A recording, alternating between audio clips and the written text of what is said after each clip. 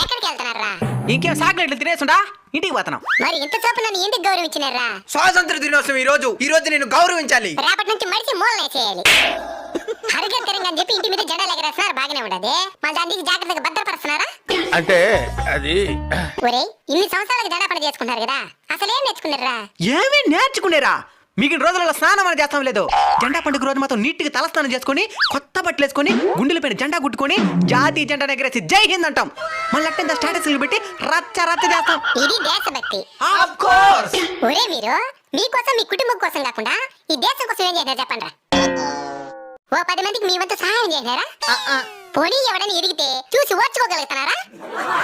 పోనీ మీ చుట్టూ ఉన్న ప్రకృతినైనా సరిగ్గా చూసుకున్నారా? ఒక ముళ్ళు గుచ్చుకుంటే తట్టుకోలేరు మీరు. అలాంటిది ఎంతో మంది వాళ్ళ తలాలు తెంచుకుంటే కానీ మీకు ఈ స్వతంత్రం రాలేదు. దీన్ని సరిగ్గా ఉపయోగించుకోండి.